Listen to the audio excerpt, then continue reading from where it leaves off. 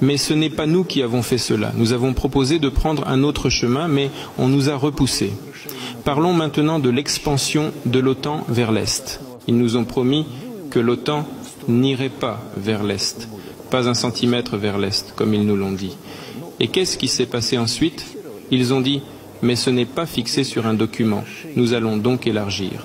Il y a eu 5 expansions, ils ont pris les pays baltes, toute l'Europe orientale et ainsi de suite. Et maintenant, je passe au plus important. Ils en sont arrivés à l'Ukraine. En 2008, lors du sommet à Bucarest, ils ont déclaré que les portes de l'OTAN pour l'Ukraine et la Géorgie étaient ouvertes. Passons à la manière dont les décisions sont prises.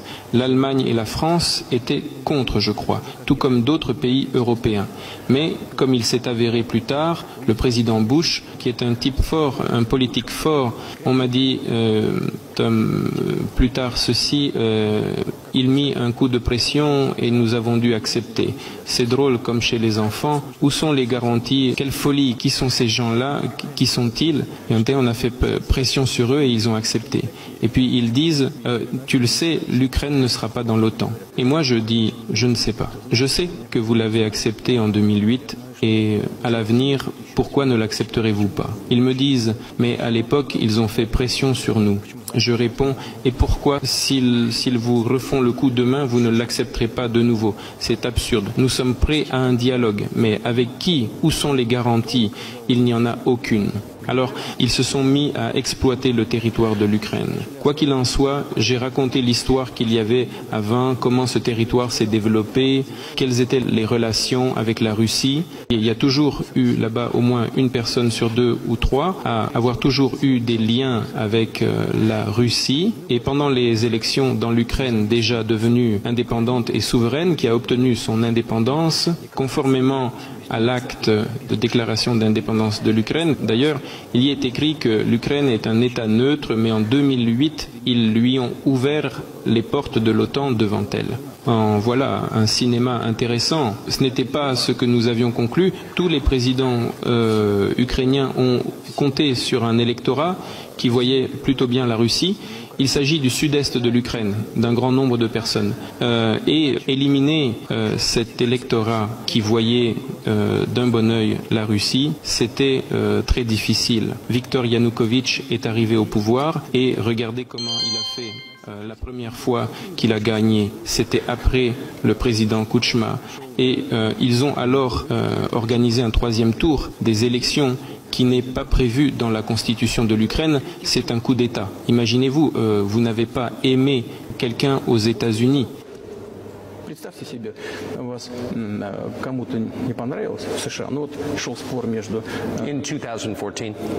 En 2014. Non, plus tôt. Non, cela s'est passé plus tôt. Après le président Kuchma, ce fut Yanukovych, Viktor Yanukovych, qui a remporté les élections présidentielles.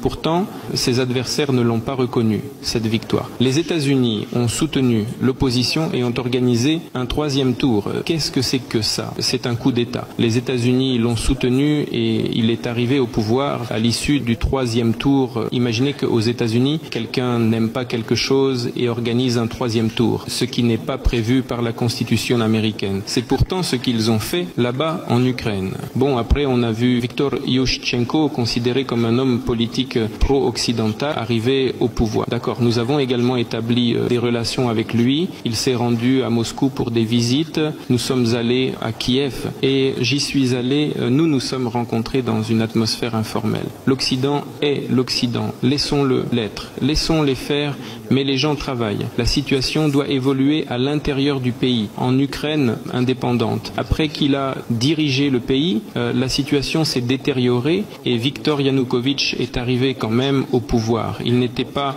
peut-être le meilleur président et homme politique, je ne sais pas, je ne veux pas porter de jugement, mais on a vu surgir le problème de l'association avec l'Union européenne. Mais nous avons toujours été très loyaux envers elle. Faites comme bon vous semble. Mais lorsque nous avons lu cet accord d'association, il s'est avéré qu'il nous posait un problème parce que nous avions une zone de libre-échange avec l'Ukraine et des frontières douanières ouvertes. et l'Ukraine était censée ouvrir ses frontières à l'Europe dans le cadre de cette association. Et tout allait affluer sur notre marché. Nous avons dit non, ça ne se passera pas comme ça, que nous fermerons nos frontières avec l'Ukraine, les frontières douanières. Yanukovych a commencé à calculer ce que l'Ukraine gagnerait et ce qu'elle perdrait et a annoncé à ses homologues européens qu'ils devaient y réfléchir avant de signer. Dès qu'il a dit cela, les actions destructrices de l'opposition, soutenues par l'Occident, ont commencé. Et tout a abouti à Maïdan et au coup d'État en Ukraine.